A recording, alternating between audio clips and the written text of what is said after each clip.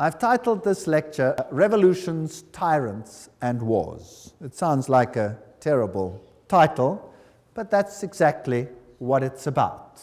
Here is an interesting quote from Popery, Puseyism, and Jesuitism. At what then do the Jesuits aim? According to them, they only seek the greater glory of God, but if you examine the facts, you will find that they aim at universal dominion alone. You see, Rome had lost universal dominion, and the Protestant Reformation had been a major problem in this issue, a major problem. They have rendered themselves indispensable to the Pope, who without them could not exist, because Catholicism is identified with them. They have rendered themselves indispensable to governors and hold revolutions in their hands. And in this way, either under one name or another, it is they who rule the world. You see, the papacy has crowned itself ruler of the entire world. The Pope is the ruler of the entire world. That's the Holy Roman Empire spread over the entire planet.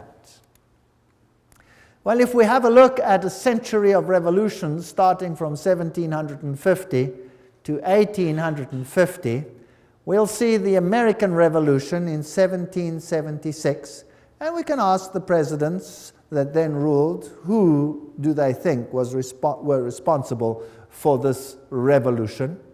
Then there's the French Revolution, 1789, the Spanish Revolution, 1823, the Polish Revolution, 1831, the German and the Italian Revolution, 1848. By 1917, you had the Russian Revolution, and then basically it was time for war, 1914 to 1918, which made the Russian Revolution, by the way, possible, and World War II, 1939 to 1945. That's a lot of conflict on this planet.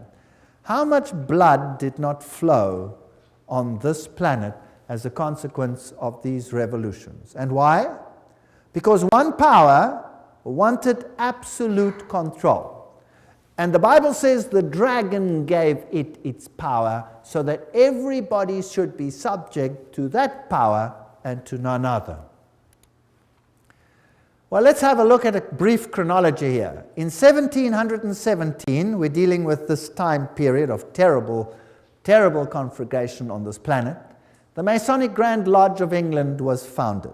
1721, the first Masonic Lodge was founded in France. 1731, Benjamin Franklin was initiated as a Freemason. 1738, the Roman Catholic Church condemns Freemasons. By 1758, Sir Francis Dashwood founded the Hellfire Club. Benjamin Franklin visits England to discuss the future of American colonies with Dashwood. 1768, foundation of the rite of strict observance, that's the 33-degree level of Freemasonry, by Baron von Hunt, based on the Templar tradition. So that's an interesting point. And then Frederick of Prussia, Frederick the Great, I don't know what was so great about him, but nevertheless, founded the Order of the Architects of Africa and uses the title Illuminati to describe his neo-Masonic lodges. So that's just a brief history as we're going along. 1770, Benjamin Franklin was elected Grand Master of the Nine Sister Lodge in Paris. 1771, Grand Orient Masonry was founded in France. 1776, Order of the Perfectibilists, or Illuminati, was founded. Notice they call themselves perfect. The American Revolution starts. So by 1776, they had put everything in place. 1778, Peter I founded the Secret Circle. 1785, Grand Masonic Congress allegedly plotted the French Revolution. The Illuminati was banned in Bavaria, or went underground there. 1789, French Revolution. 1784, Illuminist conspiracy to overthrow the Habsburg monarchs of the Holy Roman Empire. So the monarchies must go. The monarchies were often opposed to Jesuit rule, and they banned the Jesuits. Well, it was payback time. Nobody bans the power of the Roman Catholic Church. In 1816, John Adams wrote to President Jefferson, Shall we not have a regular swarms of them here in as many disguises as only a king of the gypsies can assume, dressed as painters, publishers, writers, and schoolmasters? If ever there was a body of men who merited eternal damnation on earth and in hell, it is this society of Loyolas. They didn't mince words in those days, eh? Wow. That's the new Jesuits. There's the quote. Everything I say has got a quote. Now, many writers warned of this great conspiracy of the Jesuits. Samuel Morse, remember, the founder or the inventor of the Morse code, wrote, "The author undertakes to show that a conspiracy against the liberties of this republic, the United States, is now in full action. Under the direction of the wily Prince Metternich of Austria, who, knowing the impossibility of obliterating this troublesome example of a great free nation by force of arms, is attempting to accomplish his object through an agency, an army of Jesuits. The array of facts and arguments going to prove the existence of such a conspiracy will astonish any man who opens the book with the same incredulity as we did." So, those are the people that the presidents believed were behind all these conspiracies.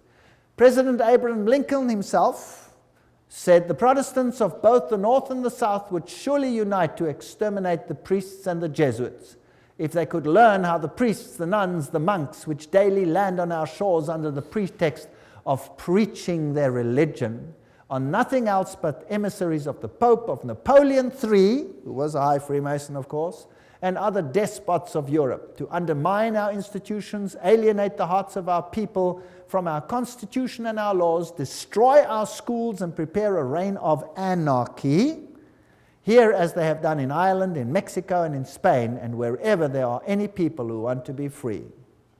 That's quite a statement.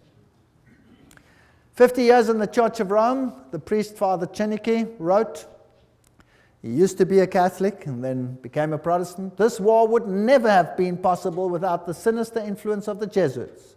We owe it to popery that we now see our land reddened with the blood of her noblest sons." Abraham Lincoln, 1865, 16th President of the United States. Lincoln's private letters that were burnt by his son Robert, restated by Charles Czenicki, who was the personal confidant of the President. In a letter dated 22 January 1870, Mazzini wrote to Pike. Now, Albert Pike is this high Mason who wrote the manual, if you like, of Scottish Freemasonry. He said the following: "We must allow all of the federations to continue just as they are. It must appear as things are as they were in the beginning, with their systems, their central authorities, and diverse modes of correspondence between high grades of the same right, organized as they are at present, but we must create a super right, which will remain unknown, to which we will call those Masons of high degree whom we shall select. With regard to our brothers in Masonry, these men must be pledged to the strictest secrecy.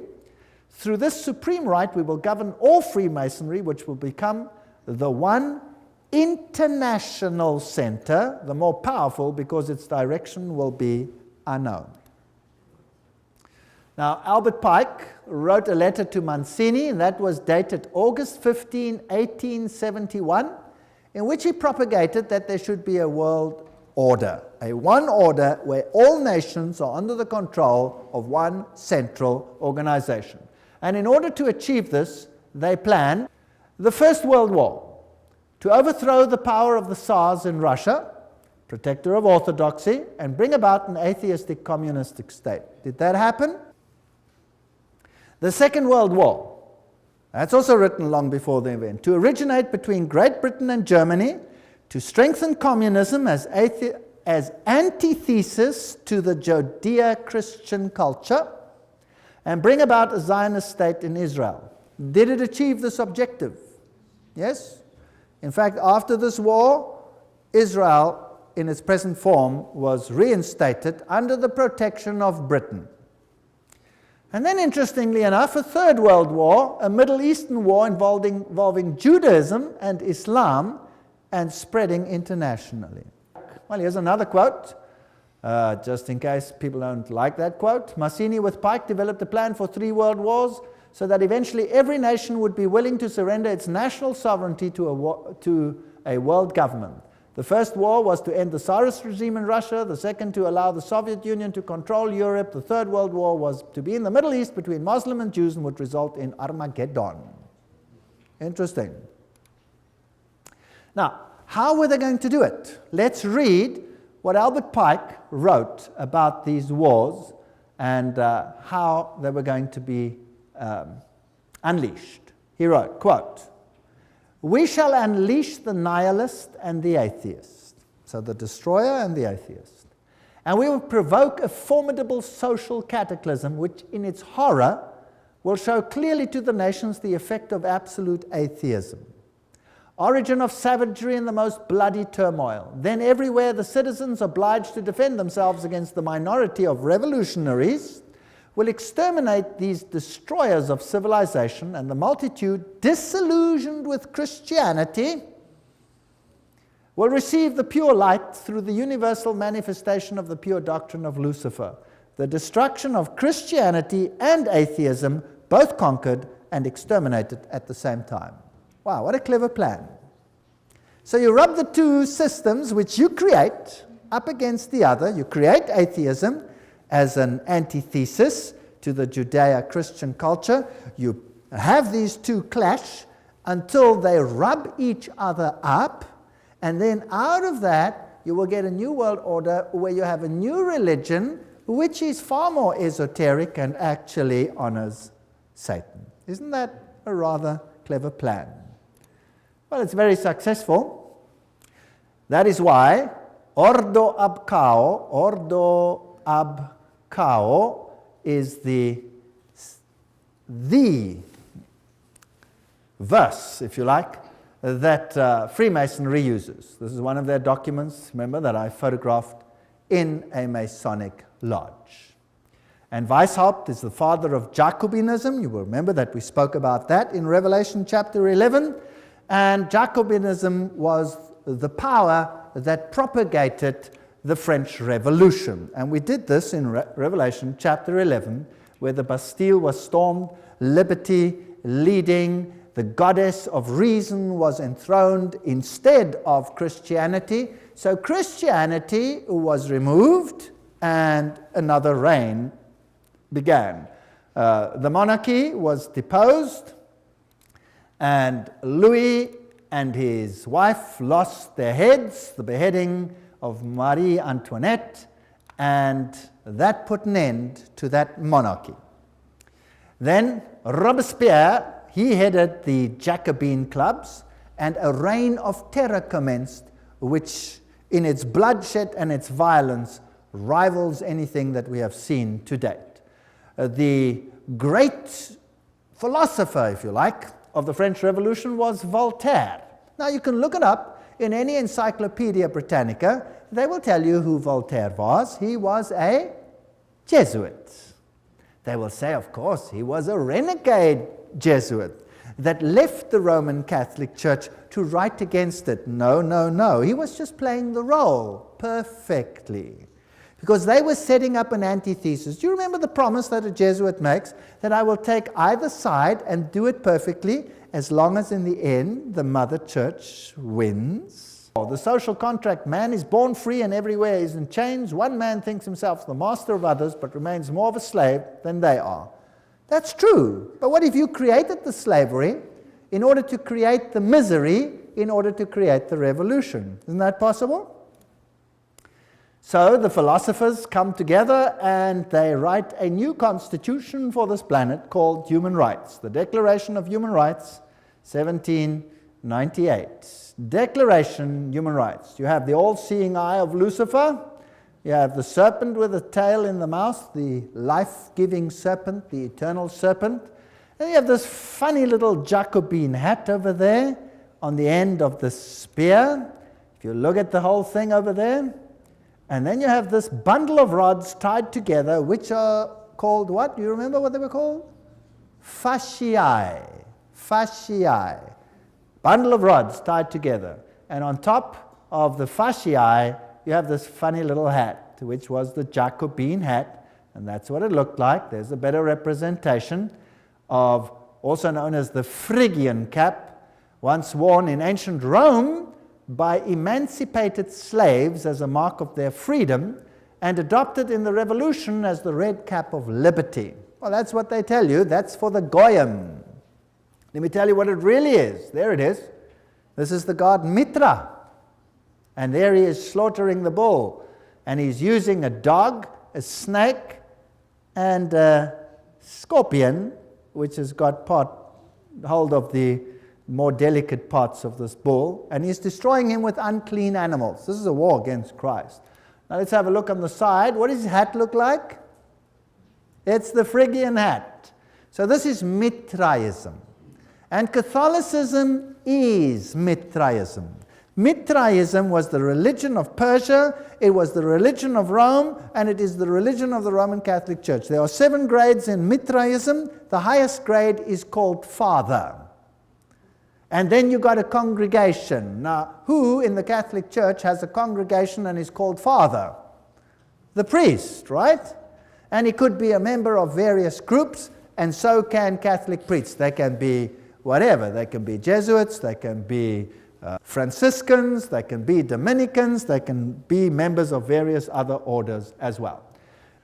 So Cyrus the Great was the first one to bring out a human rights charter. Now the mortal wound, as we had discussed it in Revelation chapter 11, just to refresh your memory, 21 February 1798, Pope Pius is dethroned by Napoleon. His ring was torn from his finger and he died in exile. Now, think about this. If Napoleon was a Freemason, then he was under control of whom? Of the Jesuit order. So, who sent Napoleon to Rome to take the Pope captive? The Jesuit order. Why? Well, I've thought about this a lot. Within the Roman Catholic Church, there are numerous orders, and there has not always existed perfect harmony. In fact, the Jesuit order slowly took control of all the orders. The Knights of Malta, for example, did not lightly give up their power seat, but are now subject to the Jesuits. The Dominicans were at loggerheads with the Jesuits. For example, the papacy took the Inquisition away from the Jesuits and gave it to the Dominicans, which created tremendous tension. And in the French Revolution, it was the Dominican order that was destroyed there, not the Jesuits. They controlled the issue. So there were some issues within the church itself that also had to be sorted out to get complete control of the situation. It was even so that at the Council of Trent, many a Roman Catholic stood up and said, the Word and the Word alone. Don't think that everything in the Catholic Church has always been negative towards the Word. No. And Martin Luther must have made an impact as well. And so there were many that weren't in line. So the church itself needed a purging. And then there was another problem. And this problem was this, that the Reformation had fingered Rome as the Antichrist. Now, if the Reformation fingers Rome as the Antichrist, any move that seems to emanate from Rome will be looked at with what? Suspicion. So why not destroy the papacy, apparently, and then resurrect it and at the same time purge it of everything that is contra, and then resurrect it as a final power in complete control of these organizations. Does that make any sense? That would be a neat trick. And then anything that happened thereafter with the weak little papacy over there would be disregarded. It cannot be from them, it must come from elsewhere. That is how secret societies work. They walk behind fronts, behind fronts, behind fronts. So let's see what happened. By 1804, Pius watches Napoleon crown himself emperor. Napoleon then takes the Vatican State, so Rome is diminishing. By 1848, Mazzini attacks Rome, and Pope is exiled, Papal States are gone. So this power is gone. The Protestants literally relaxed, basically. Dangerous thing to do. Berthier takes the Pope captive. Weishaupt and his fellow Jesuits cut off the income to the Vatican by launching and leading the French Revolution, by directing Napoleon's conquest of the Catholic Europe, and by eventually having Napoleon throw Pope Pius VII in jail at Avignon, until he agreed, note, as the price of his release, to re-establish the Jesuit order. It had been banned, even in the Catholic Church, imagine that. So it had worked underground. This Jesuit war, or maybe it had been banned purposefully to make it seem as if there was a war. You never know, because these people are superb liars. But this is history, this is what happened. This Jesuit war on the Vatican was terminated by the Congress of Vienna and by the secret 1822 Treaty of Verona. There's the quote. Everything I say has got a quote. I'm not making anything up. After Pope Pius was released from Napoleon's prison, he formally restored the Jesuit order with a papal bull. Now that is the strongest worded statement that a pope can bring forth. In 1814, and the Pope added in this bull, if any should again attempt to abolish it, the Society of Jesus, he would incur the indignation of Almighty God and of the holy apostles Peter and Paul. So this could have been a ruse, it could have been a game, what could have been real, whatever the situation is, we will never really know until the curtain is removed one day. But religious freedom for all. And revolutionaries take to the streets and do what they feel they have to do. Joseph Bonaparte, here he is, 1768, 1844, King of Spain, and he was Grand Master, Grand Orient in France. So here you have all the Masonic connections. This comes from the Masonic book, Masonic sources. Napoleon, himself a high Freemason, is now waging war in the whole of Europe, cleaning up the monarchies, and then he has a war with England. Now, who controls England by this stage?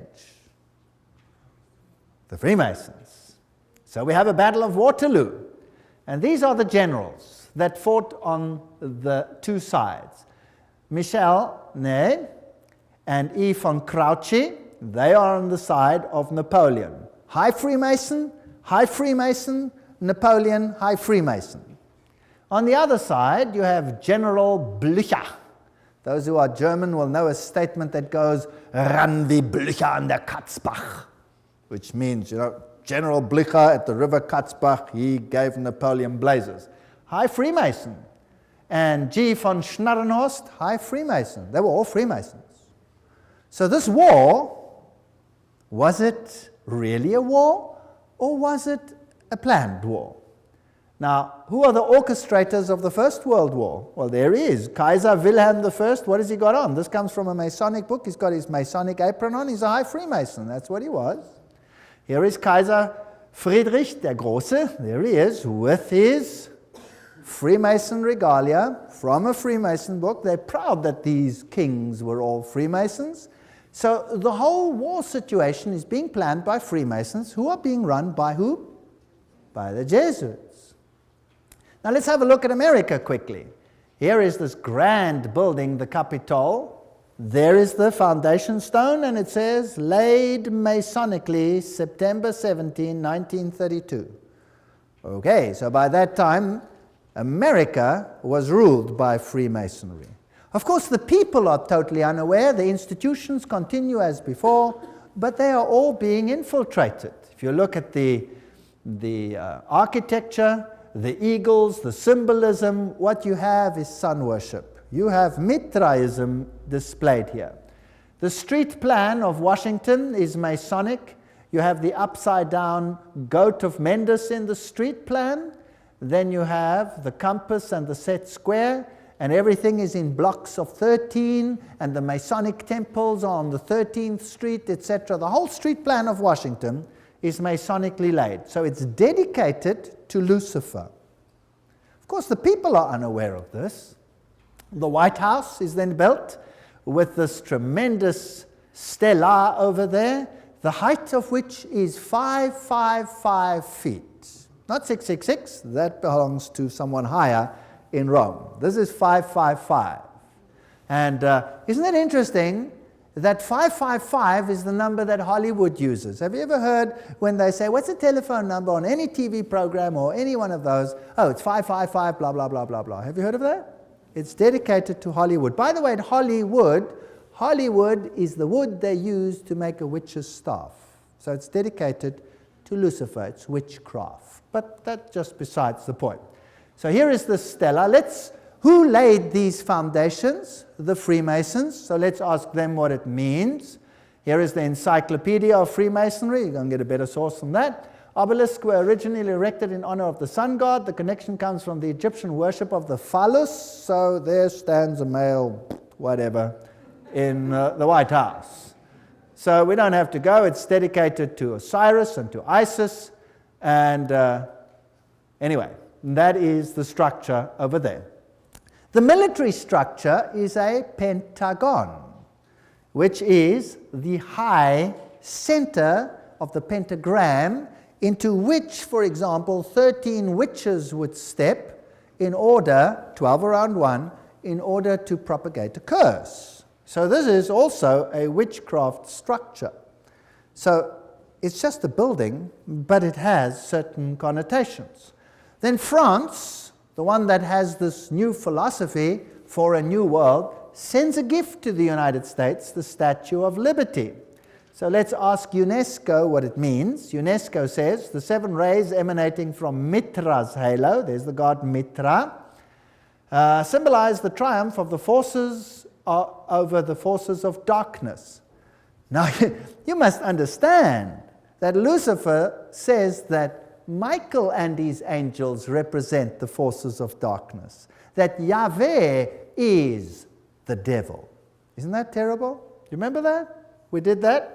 And here, UNESCO tells us that the head of the Statue of Liberty is adorned with Mitra's 7 rays. The flame she holds is a sun symbol. So this is the torch of Lucifer. Because it doesn't matter whether Lucifer is male or female, he's androgenic in his story. Here is the foundation stone. At this site on August 5, 1884, the cornerstone of the pedestal of the Statue of Liberty, enlightening the world, that's illumination, was laid with ceremony by William so-and-so, Grand Master of Masons. And there's the Masonic sign. So the Statue of Liberty is Masonic. Everything will appear to be Masonic as we continue. Tex Mars writes, towering above the shimmering but polluted waters, she holds in her outstretched arm and her hand the torch of fire and light, a gift of the Masonic order. The modern inheritors of the Illuminati heritage of the Statue of Liberty was sculptured by Frederic Bartholdi, a member of the Masonic Lodge of Alsace-Lorraine in Paris, France. The statue is significant to the secret societies plotting the New World Order. There you go. Right, by 1854, Pius declared the Immaculate Conception of the Virgin Mary. Now, Mary she's always been there in Roman Catholicism, but now Mary is being placed into the very center and legitimized as the Mother of God and as an entity in heaven. In 1869, Pius summons the First Vatican Council. And in 1870, the dogma of papal infallibility is published. Now we have another God on earth. And ultramontanism triumphs. The Jesuits see to it that all power is concentrated in one man. What happens then? By 1917, the Russian Revolution. And you had this interesting Fatima message. There's a link with Islam there, but never mind, we'll come to that in the next lecture. Russia will be converted, the Holy Father will consecrate Russia to me. And then there was a vision of hell, and the third vision was that the present Pope would have an assassination attack, which happened. Now, it's not too difficult, if you've planned all these things from the beginning, to say what will happen. You see? Not too difficult. Now, let's have a look at the parallels between the Jesuit French and the Russian revolutions. They worked like this. Both revolutions were based on communist writings of Freemasons, Voltaire, Marx. The Jesuits perfected communism on their reductions in Paraguay. So in Paraguay, they tested whether this would work or not and perfected it there. Both revolutions plundered the state churches. Both revolutions ended the monarchies. Both the Bourbon and the Romanov dynasties had expelled the Jesuits. Both of them were gone. They weren't going to take this chance again. Both revolutions produced republics in form, but absolute monarchies in power, controlled behind the scenes by the people that were now in control. Both revolutions declared atheism as the religion of the state. Both revolutions carried out a reign of terror by an inquisitional secret police. And boy, was that some reign of terror. Millions died. Stalin is personally responsible for the death of millions of people. Both revolutions resulted in military dictators responsible for the elimination of dissenters. Exactly the same pattern. If it works once, why not use it again? The lesson learned on these Platonic republics there in Paraguay provided the groundwork for Marx's Communist Manifesto, by which every nation on earth would be reduced to granny reductions, thereby destroying the white Protestant middle classes while restoring the communal feudalism of the papal Caesar's dark ages. That's just a quote. Well, it's a bit sharp, but it more or less sums it up. So Karl Marx, by 1844, wrote the Communist Manifesto. That's when he wrote it. That's when it was published, 1848. By 1928, Papal Nuncio in Germany leads the Catholic powerful center party to the right and helps skyrocket Adolf Hitler to power. Now, who's Adolf Hitler? By 1929, Pius disbands the Catholic Party. It's done its job, and people are ready to vote. And in the same year, he crowns himself sovereign ruler of the world. What arrogance. Now the Pope is sovereign ruler of the world. In the same year, he signs the documents. Now a ruler has to have a country, and he gets his papal state back, the smallest state in the world. And the papacy now again qualifies as a political entity. Now, it had been dead, it was no longer a political entity, so the beast was mortally wounded, and now it gets its power back, and now it qualifies as a beast again. Its wound was healed, isn't that correct? That's why the San Francisco Chronicle, almost quoting the Bible, says that while they signed this document, the wound was healed in this display. Now we're ready for war. 1934. In Yugoslavia, an organization called the Ustashi is formed. What a disgusting organization. Founded, and they assassinate King Alexander of Yugoslavia. Now, the Ustashi is a military organization with basically Nazi features, and they slaughtered the Serbs. They slaughtered the Orthodox people and forced them to become Catholic or to die. One of the two. And nothing is ever said about this tremendous slaughter that took place over here. 1941, Croatia declares itself independent, and the slaughter begins. This is the man who is now Pope, Cardinal Secretary of State, Eugenio Pacelli. There is his family, all of them Masonic connection, and of course, they have the Banco di Romano at their disposal with Rothschild money. This man, does he have Masonic features? Yes. Here he is at his election. His cell number was 13, a very important number in Freemasonry. There he is in the Masonic triangle stamp that they produced. There he is with the Masonic sign, just as Anthony Sayer had it, and something else. From then on, the papacy wore the ephod, the little plaque that was also worn by the priests of Israel. Now, let's ask Albert Mackey, a 33-degree Freemason, to quote to us what this means. He says,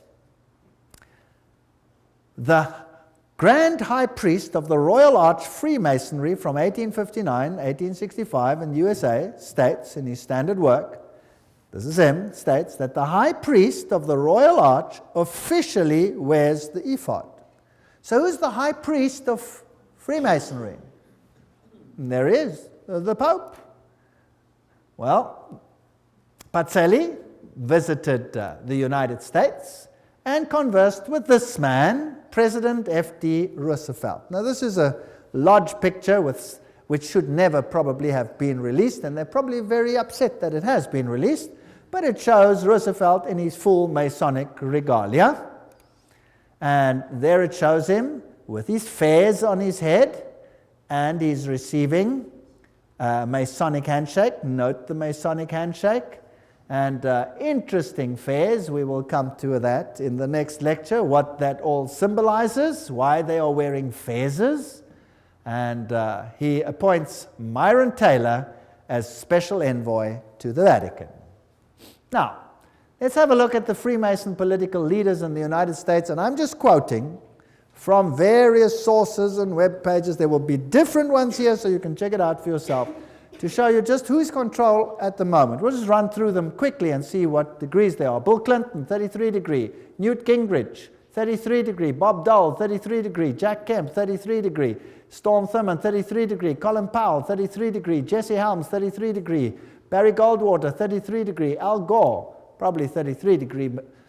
Then another one over here, another one, James Monroe, Andrew Johnson, James Garfield, McKinley, Roosevelt, of course, William Taft, Franklin Roosevelt, Harding, Lyndon Johnson, Gerald Ford, Ronald Reagan, George Bush, all of them, Yitzhak Rabin, Yasser Arafat, Prince Philip, Duke of Kent, many others. Here's another source.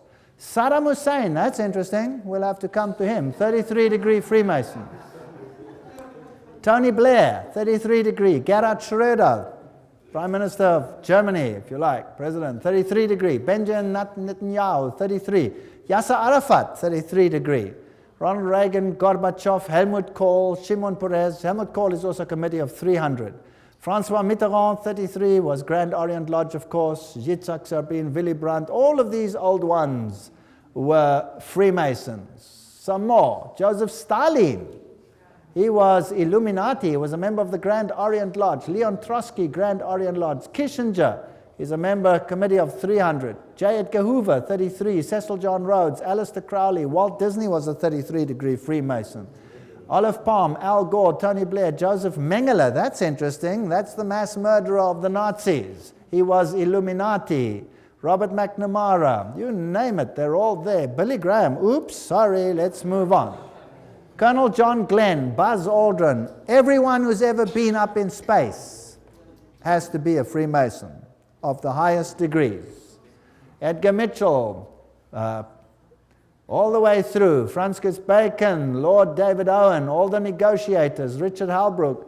I'm just running through some of them. Alan Greensprang, Peter Wallenberger, Queen Elizabeth is the queen of the Bilderbergers. Prince Philip, Queen Beatrix, she's the committee of 300. Prince Bernard of the Netherlands, committee of 300. And so we go on and on and on and on. Ted Kennedy, Rockefeller, David Rockefeller, Teng Hui, Baron von Rothschild. Hillary Clinton is 6 grand dame. She's a very high Freemason. Albert Pike, of course, you know, Bertrand Russell, Otto von Habsburg, Weishaupt, all the way back.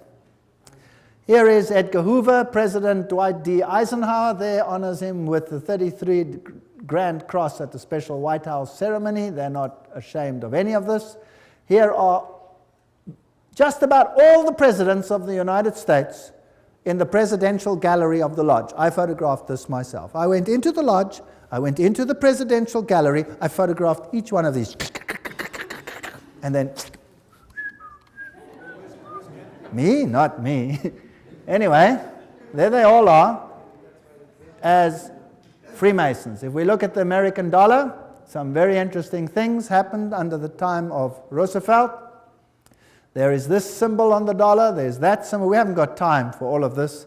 In God we trust, one. If you look at this symbol over here, it says, Annuit Cuptus Novus Ordo Seclorum. If you intercalate the hexagram, then you'll have this A-S-N-O-M, which is a scrambling of Mason, Mason. If you go to the other side, it points to objects, and it then reads Arlto, you have Arlington. There's too much there to talk about. and many interesting things. If you go to the 1 and you go to the half moon, there's a little structure over there. Can you see it? It's a micro dot. You'll have to get a magnifying glass and look at it under a magnifying glass, and you'll see it's a little owl. A little owl. Owl in a half moon.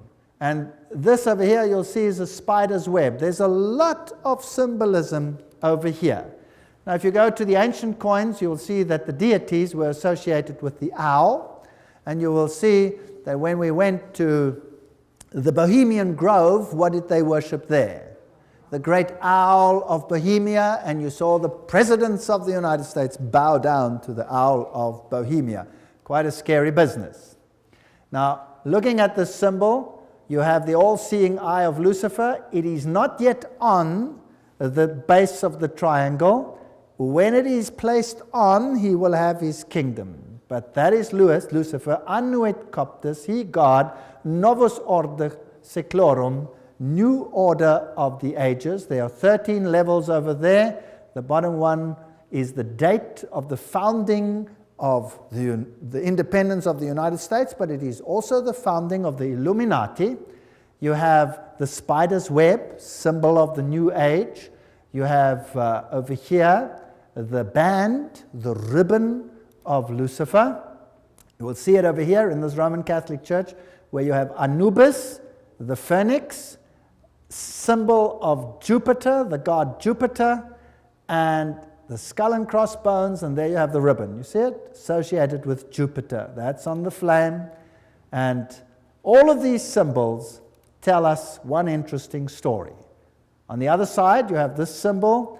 There are 9 feathers, there are 13 spears, there are 13 leaves, there are 13 pentagrams shaped in the form of a hexagram. You have the eagle. You have this statement over here, a pluribus unum, out of many one. We're going to reunite all nations. So that's the symbolism of a new world order on the dollar. The world is going to be united under one central government, and that government is going to be in control of Lucifer, not Jesus Christ. Although Jesus Christ, of course, knows about it, permits it, and is ultimately in control. He tells us ahead of time that this is going to happen. And then the end of the story is that Jesus will reign on this planet. Revelation 13:11, and I saw another beast coming up out of the earth, and it had 2 horns like a lamb, and he spoke like a dragon. We're going to deal with this prophecy in detail in another lecture. It exercises all the authority of the first beast, which we will find will be Roman Catholicism before it, and causes the earth and those that dwell in it to worship the first beast whose deadly wound was healed. So here was now a Protestant ally that would enforce papal doctrines. But that's in another lecture, complete lecture, called Two Beasts Become Friends. If we look at the architecture even, it is interesting. That is St. Peter's. That is the Capitol building. The architecture is identical. Of course, the building itself was designed, the American one, by Freemasonry. And Freemasonry is in control by whom? The Jesuit order. Now let's have a look at some of the symbolism over there and some of the interesting issues. We are now ready for the Second World War, and the 3 main role players of the Allies are this man over here, Winston Churchill, and he was a what? 33-degree Freemason.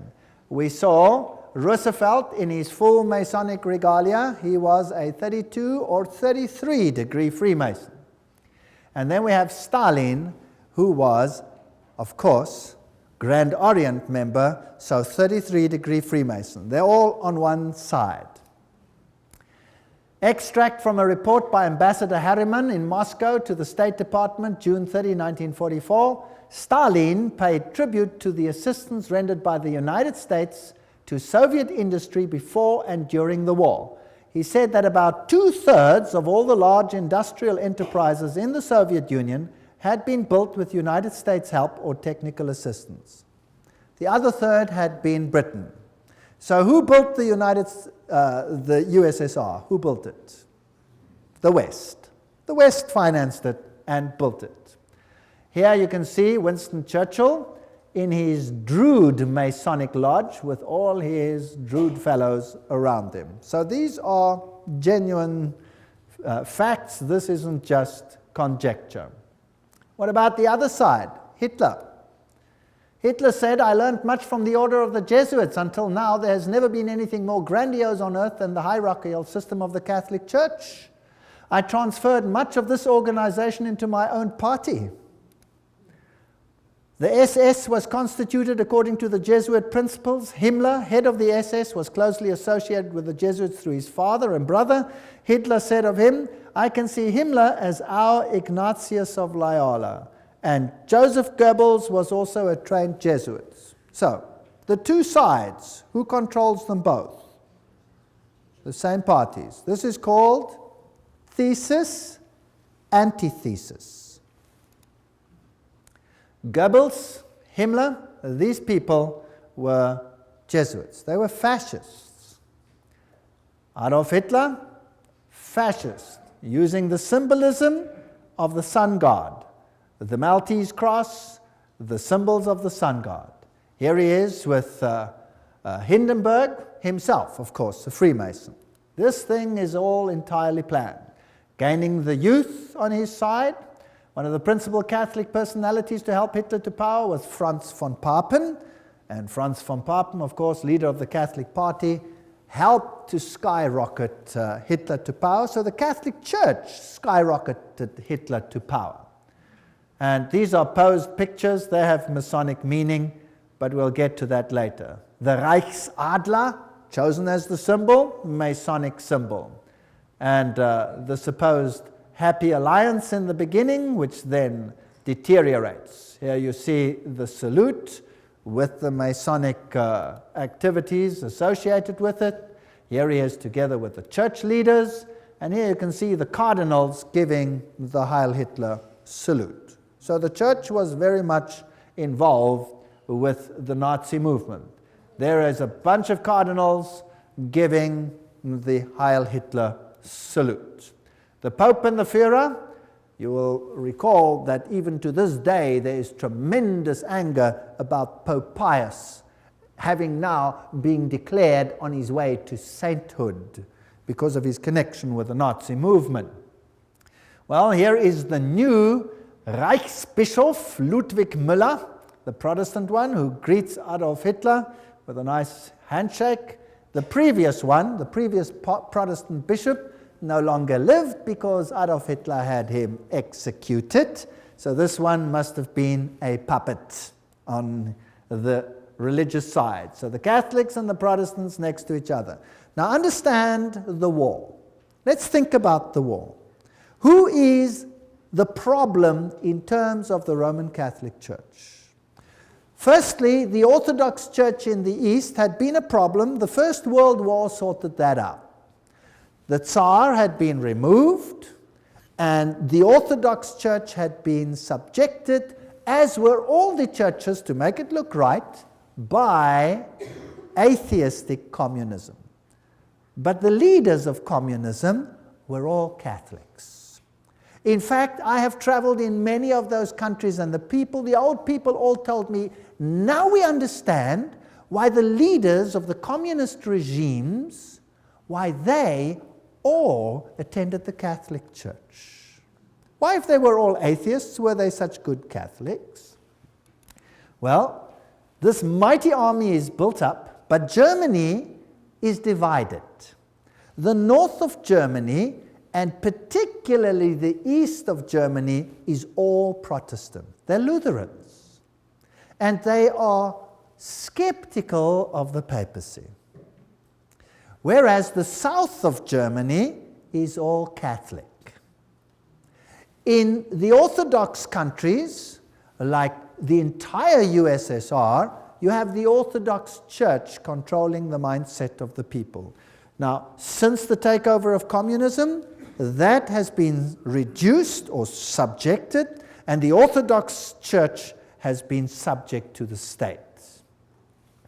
Now comes this mighty war. The symbols being carried here are the symbols of Lucifer. They're also used in Theosophy. There you can see them. There's the swastika, the All seeing serpent, and Adolf Hitler himself was a tremendous occultist. Of course, as a Jesuit insider, he would be, but of course, his outer garb of religion was Catholicism. You'll find the same swastika on the foot of Buddha, and as I recall, as I told you before, it was a Jesuit priest, Father Stempfler, not Hitler, who really wrote Mein Kampf. So, a Jesuit wrote the book. The SS has the same symbols as the Skull and Bones people. The skull with the crossbone, meine Ehre, heißt Treue. My honor means Treue, to be loyal, loyalty. The SS had been organized by Himmler according to the principle of the Jesuit order and became basically the new, if you like, Inquisition. And anybody who did not obey the system was destroyed. Now we read much in the literature about 6 million Jews who were destroyed. But we read nothing about 2.5 million of the most brilliant people in Germany, all the professors, all the intelligent, highly educated Germans who were killed by Adolf Hitler. You see, thinking people cannot be tolerated in such a regime.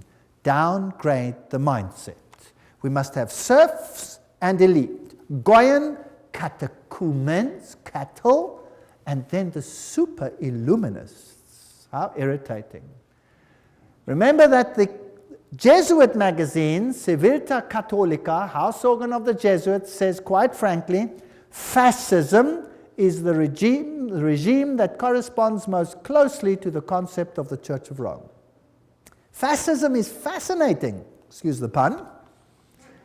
Fascism has one central leader. You see, Pope eventually, one central leader, total control over the people, yet the people believe that they are free because they are getting everything that they require.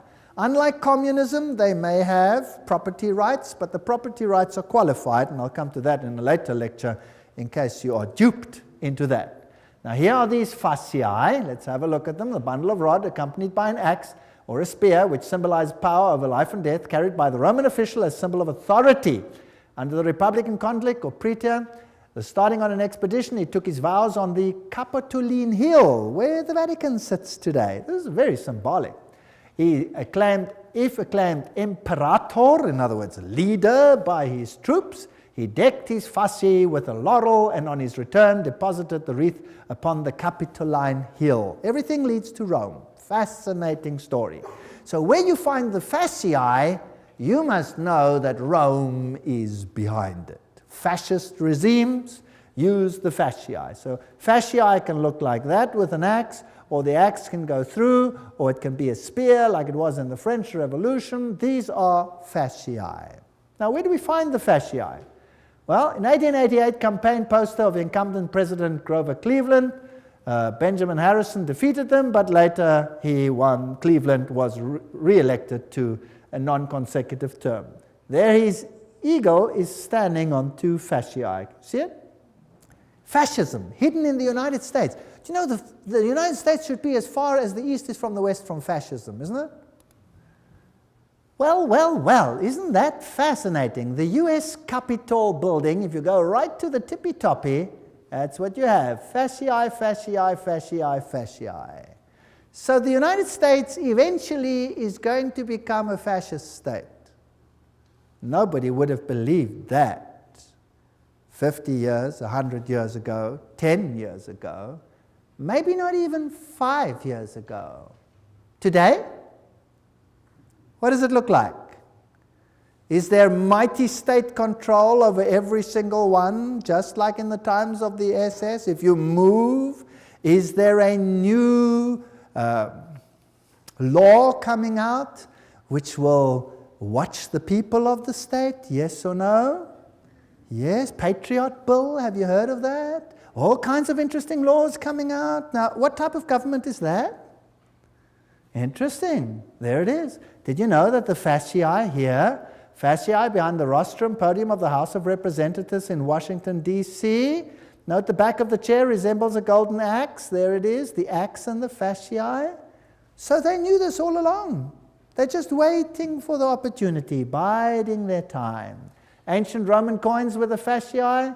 Here is a fasciae on the back of a dime in America with a flame there. Fasciae on a US dollar. And presidents sitting next to fasciae is Washington. Even Abraham Lincoln sat on a fasciae chair. Here's the insignia of the National Guard. It has fasciae. There are fasciae and the Statue of Liberty. Let's read what Anthony Sutton, remember this man who wrote about Skull and Bones, educated at the University of London, Gottingen, California, research fellow, Hoover Institute. This is an important man. Let's see what he has to say. How the order creates war and revolution. Talking now about Skull and Bones, which is the Illuminati, which is the Jesuits behind the scenes, as we have seen. Operational history of the order can only be understood within the framework of Hegelian dialectic process. Hegel, the great man who said, always create two directions, thesis, antithesis, rub them up against the other. Who cares how many people die in the process? Then you have synthesis. Then you get what you actually want. From this axiom, it follows that controlled conflict can create a predetermined history. For example, when the Trilateral Commission decided managed conflict, etc., we read this quote before, so I'll just skip it. The synthesis, that's which comes together, sought by the establishment is called the New World Order. Without controlled conflict, this New World Order will not come about. Random individual action of persons in society would not lead to this synthesis. It's artificial. Therefore, it has to be created. So you hear about a war here and a war there and a revolution here and a revolution there. Revolutions have to be financed. You never hear where the money comes from to finance them. Who finances the revolutions? Who runs them? You see? So you have Nazis against Soviet Unions, North Korea, North Vietnam, ad nauseum against the United States. The conflict built profits while pushing the world ever closer to a one-world government. Now, isn't it logical that that's what Satan wants? He wants a one-world government. So, in Hegelian philosophy, the conflict of political right and political left, or thesis and antithesis in Hegelian terms, is essential to forward movement of history and historical change itself. Have you noticed that every country has a left party and a right party? Have you heard about that? And your country has it too, otherwise there would be no point to vote, right? Two of them. Now, let's have a look how this is worked. President Woodrow Wilson made this statement. This is now a president speaking. Some of the biggest men in the United States in the fields of commerce and manufacturing know that there is a power so organized, so subtle, so complete, so pervasive that they had better not speak above their breath when they speak in condemnation of it. Aha, so here is a power that controls things. Karl Marx in Das Kapital posed capitalism as thesis and communism as antithesis. Now you'll have Jesuits clamoring for capitalism and you'll have Jesuits clamoring for communism. The clash of opposites must, in the Hegelian system, bring about a society neither capitalist nor communist. That's synthesis. Moreover, in the Hegelian scheme of events, this new synthesis will reflect the concept of the state as God and the individually as totally subordinate to an all-powerful state. If you don't do what the state says, sizzle fits. That's what Adolf Hitler practiced. 2.5 million Germans, sizzle fits, gone. What then is the function of Parliament? Now take note, I'm not saying this. I'm reading it. I get criticized for this statement. You cannot believe. Please don't criticize me. Write to these people. I'm just quoting. What then is the function of a parliament, a congress, for Hegelians? These institutions are merely to allow individuals to feel that their opinions have some value and to allow a government to take advantage of whatever wisdom the peasant may accidentally demonstrate. All right? Now let's see how Hegel puts it himself. This is now the great philosopher Hegel where the politicians bow down to him. He says, by virtue of this participation, subjective liberty and conceit with their general opinion, individuals, can show themselves palpably efficacious and enjoy the satisfaction of feeling themselves to count for something. In other words, we're just idiots. So if you vote, who are you voting for? I'll tell you who you're voting for. I always say this. They vote for the devil in pink or the devil in blue. The vote makes no difference. It's a joke. Politics is a joke. War, the organized conflict of nations for Hegelianism, is only the visible outcome of the clash between ideas. As John Dewey, the Hegelian darling of modern education system, puts it, he's in control of the whole new world education. War is the most effective preacher of the vanity of all merely finite interests. It put an end to the selfish egoism of the individual, by which he would claim his life and his property as his own or as his family's. Did you get that? Now, surely Rome doesn't think like that. Oh, I'll show you papal bulls which will make your hair stand on end. New ones. Compare this to the spirit and letter of the Constitution of the United States, which says absolutely the opposite.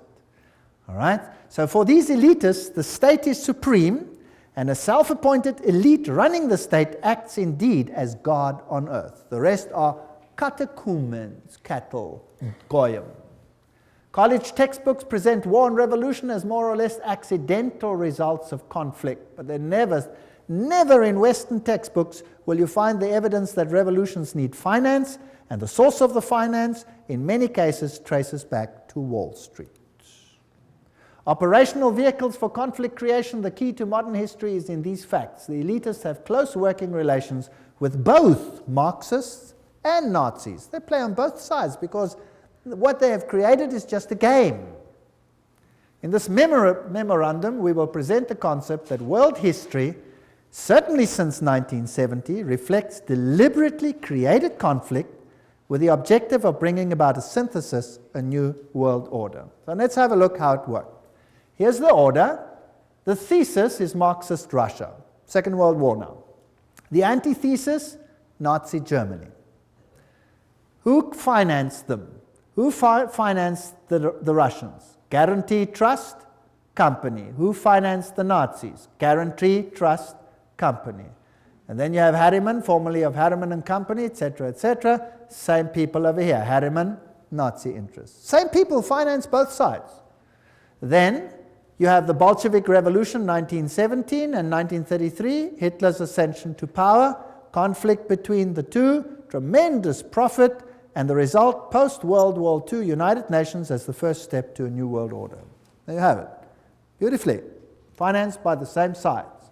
By 1948, the atomic race. By 1950, Mary receives pilgrim status. 1950, Francis Matthew calls for nuclear war with Russia, and they start arguing between the two of them. Notice how many were killed by Stalin. Among the 1,766,188 victims up to the beginning of 1922, figures obtained from the Soviet documents, nearly 5,000 were priests, teachers, nuns, etc. of the Greek church. As soon as the persecution extended to the millions of Lutheran, Reformed, Baptist, Methodist, and especially Mennonite Christians, the circulation of the Bible is not only strictly forbidden, but punishable by exile. So that's what Stalin did. Stalin killed millions. We hear of 6 million Jews. Well, think in terms of 30, 40, 50 million people when you think of Stalin, the greatest mass murderer this world has ever seen. And Foster Dulles, President Kennedy, what is the story there? Well, here is Kennedy, and he's married to this young lady, Jacqueline Kennedy, and they are setting up the United States for a tremendous conflict in the end, and every president has to play the game. Eventually, this president dies, and this one takes over, Lyndon Johnson. But did you know something interesting? A president has to swear on the Bible when he takes over. Did you know that Lyndon Johnson refused to swear on the Bible? What did he swear on? Lyndon Johnson is sworn in as president by Judge Sarah D. Hughes. Just hour after the assassination, Judge Hughes brought a small Bible for the swearing-in ceremony, but it was substituted for a Roman Missal mass book that was found on the plane. So he swears on a Roman Missal, he refused to swear on the Bible. Doesn't that tell you something? Isn't that interesting? I find that very interesting. Now, why did that president have to go? He was a Roman Catholic after all. Is it possible that not all Roman Catholics are so easily duped? Here's the motorcade as it travels along. Here you have Mrs. Kennedy helps the Secret Service agent, Clint Hill, climb into the car at the back when the president was shot. And here are the roses she received. Very interesting. Here is Dallas, 11/22. On November 22, 1963, John Fitzgerald Kennedy, 35th President of the United States, visited Dallas. That's interesting. Also the number 11 over there. That's the building. Here's the building from which he was apparently assassinated, from that window, so they say. There it is, a little bit larger. And here's the plaque where they have written what happened over here. On November 22, the building gained the national notoriety when Lee Harvey Oswald, and somebody did the trouble to underline allegedly, shot and killed President John F. Kennedy. And most people don't believe that Lee Harvey Oswald shot the president. The president's car came down the street. That tree was not yet there and was apparently shot from that window over there. And it happened approximately where I'm standing relative to this picture. Now notice as he comes down here, he's traveling on this side of the road.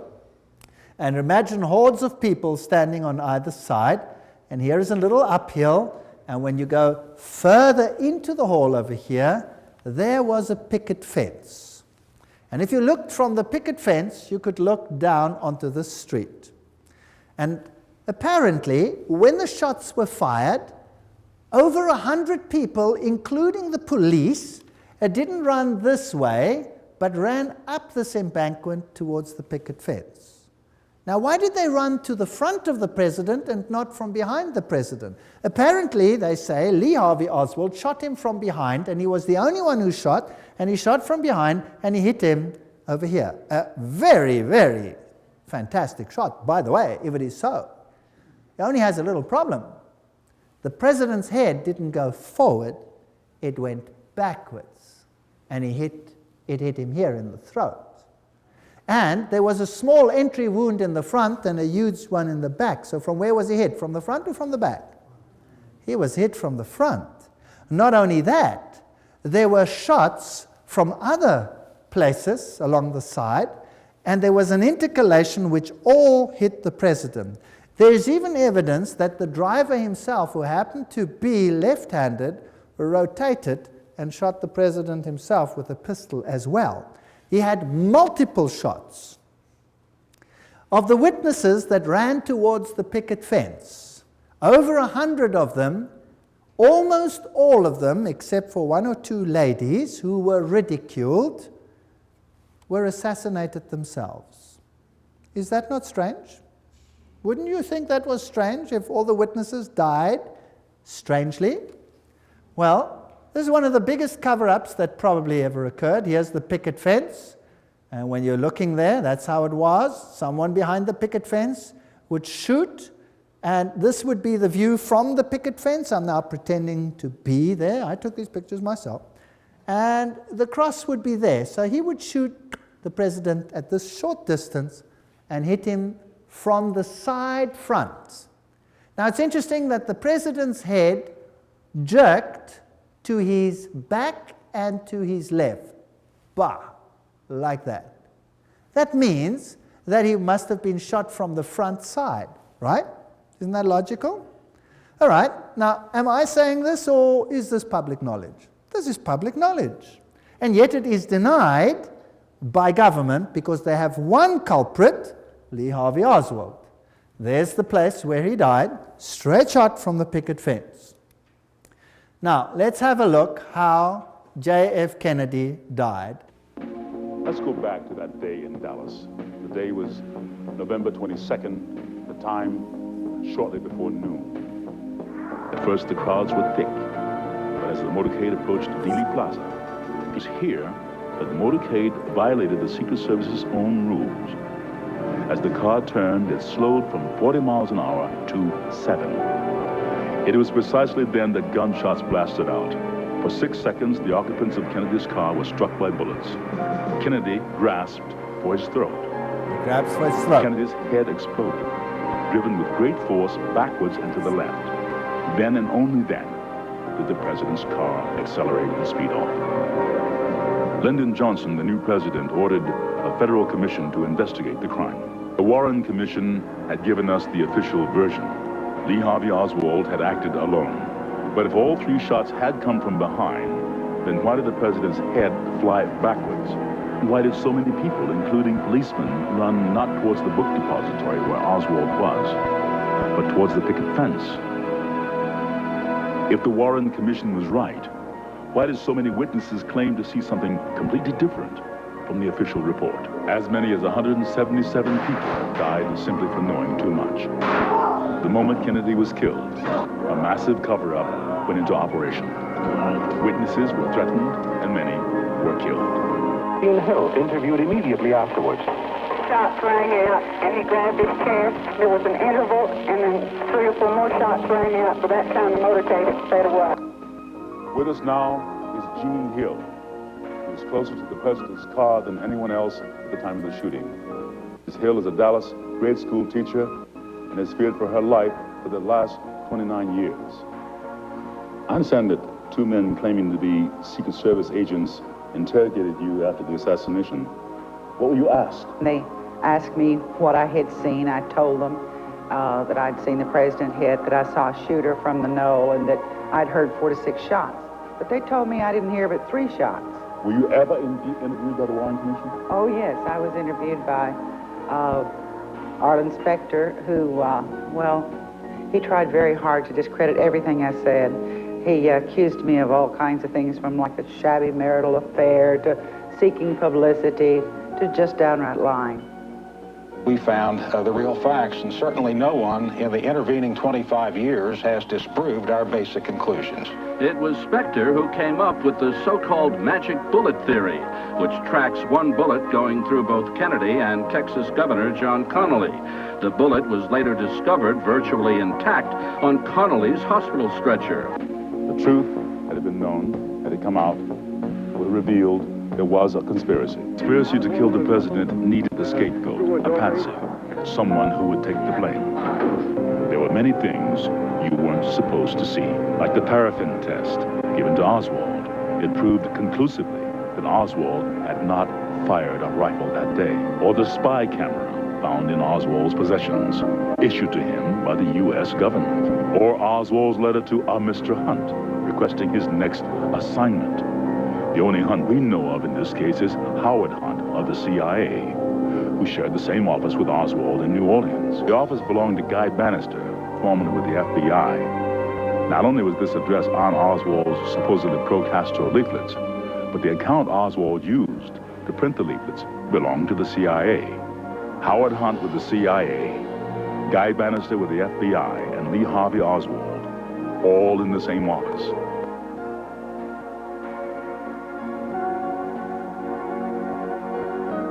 Kennedy's motorcade was arranged to make 2 turns, taking him directly into a triangulation. The first shot came from the picket fence. It hit Kennedy in the throat. The second shot came from the Dow Tex building, next to the book depository. It entered Kennedy's back. The third shot came from the southwest corner of the book depository, 7th floor. It hit Connally. The fourth shot came from the Dow Tex. It narrowly missed, hit the curb, wounding a bystander. The 5th and 6th shots were fired almost simultaneously, from the depository and from the picket fence. Both hit Kennedy in the head, one from above, moving him forward. Then, an instant later, one from the front, tossing him back.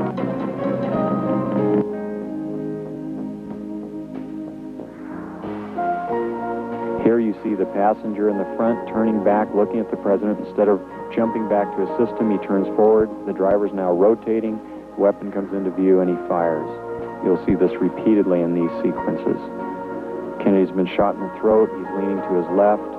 The driver now begins to rotate. His left arm comes over his right shoulder and he fires now. Again, you see the driver rotate. You see the weapon come into view. He's rotating again. The weapon is in view. He fires. You can clearly see his head turning and his arm and the weapon extending into view over his right shoulder. One of the first activities of William Greer after the presidential limousine arrived at Parkland Hospital was to attain a bucket and a sponge and water and begin to wash the blood and brains off of the presidential limousine. There's a new theory about the assassination of John F. Kennedy. A government scientist says police audio tapes provide new evidence of a second gunman. If it could be proved that the sound on the tape was a gunshot and that, in fact, it came from the grassy knoll, then it would provide some evidence that there was a second gunman in addition to Lee Harvey Oswald. But so far, few who agree with the conclusion made by Thomas. Hello? Yes, Rick. Go ahead, please. Yes, I'd like to know why it's taken so long for this information and the truth to be exposed. First place, it hasn't been exposed yet, and I don't think it ever will be. Secrecy in government is designed for one purpose and one purpose only. Not to keep the enemy or the opposition from knowing what's going on, but to keep the American people from knowing what is going on. And all the evidence that exists, or might have existed, that would implicate the government in Kennedy's assassination, you can be sure that evidence is now destroyed. So even if everything is released now, the chances of solving the Kennedy assassination and attaching the blame to the guilty parties is almost impossible.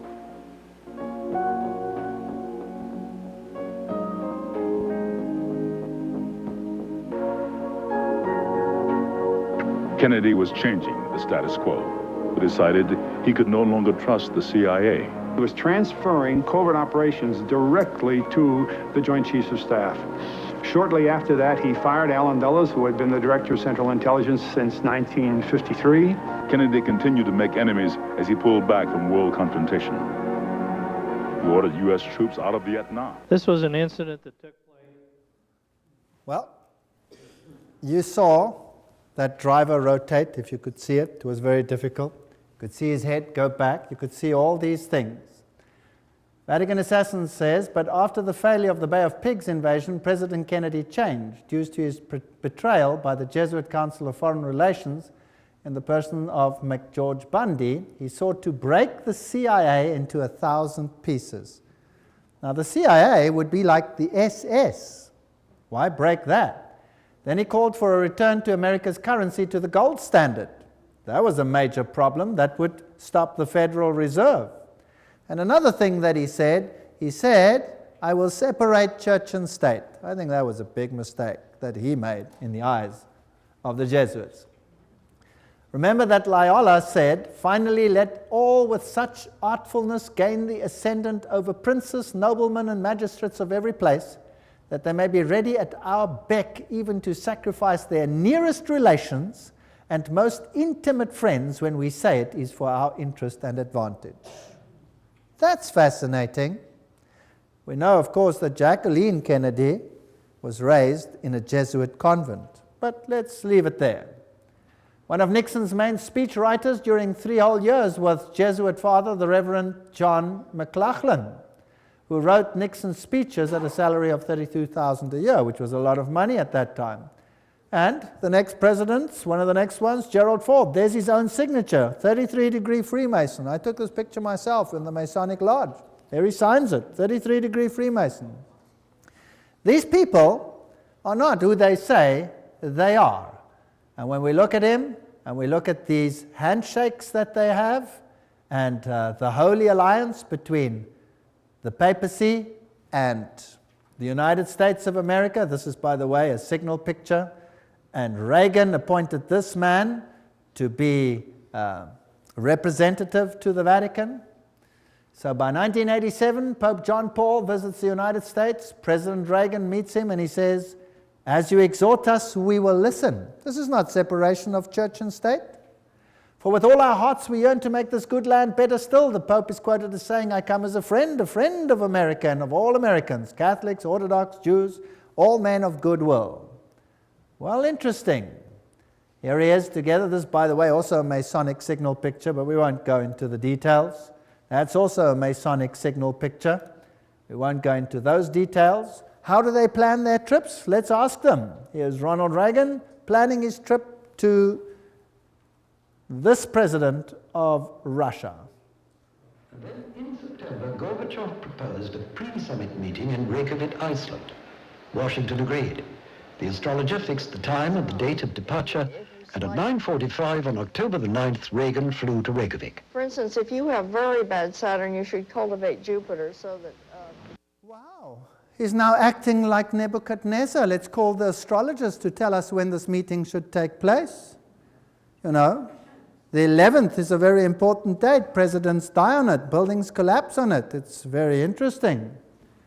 My Pope, Pope Paul II, I confirm for you as the Pope of my secret, the Pope about whom I spoke to the children during the apparitions, the Pope of my love and my sorrow. This is what Mary apparently said to the children at Fatima. This is the Pope of the secret, or this is Mary predicted that he would have an assassination, this Pope, and the modern channels through Father Gobi say that this is the Pope of the promise. Well, Malachi Martin, in The Keys of This Blood, this is a pontifical work, writes for a new world order had begun, and Pope John Paul would stride now in the arena of the Millennium Endgame as something more than a geopolitical giant of his age. He was and remains the serene and confident servant of the grand design. There's another Masonic language. He's going to be the head honcho, the main man. All this bloodshed, all these wars. In Germany, what happened? What did the war do in Germany, the Second World War? In Germany, the north of Germany was devastated. It was firebombed, which was illegal according to all conventions. They threw firebombs on the north of Germany. Hamburg was gutted by firebombs. Now, firebombs don't just destroy military targets. What do they destroy? They burn human beings alive. So it was targeted to destroy the people. And then East Germany, the entire Protestant conclave was cut out and handed over to Soviet Russia for 2 generations of enforced atheism. Today there's no Protestant left anymore. Protestantism has been destroyed. The Orthodox Church has been subjugated. All of them are subject to Rome. Millions of Serbians died. Millions. It has been a slaughter in the last centuries such as this world has not seen. Why? To gain full control of the world. The Pope sits on the altar of Chorazim. This is when he visited Jerusalem and Israel recently. Israel. The backdrop depicts Christ with an open book that reads, "Love your enemies, I will come soon." What else do you see on his throne? An upside-down cross. There's the Pope too with an upside-down cross, symbol of Lucifer's victory over Jesus. This is a sad state of affairs, and we looked at the teachings of Illuminism, we looked at the teachings of the Masonic order, of the secret societies, and we saw that Lucifer was their god. They said so themselves. And what do we have to do? Come out of her, my people, that you not be partakers of her sins. I believe that we are on the threshold of history. I believe that the final events are unfolding. And I believe that we need have no fear, because God said that He would give them the opportunity to show their true colors. The final apostasy against God will end in the greatest victory the universe has ever seen, and the kingdom of God will soon be ushered in. If you thought that this was long in the future, I have news for you. It is at the door. Jesus is coming soon. Thank you.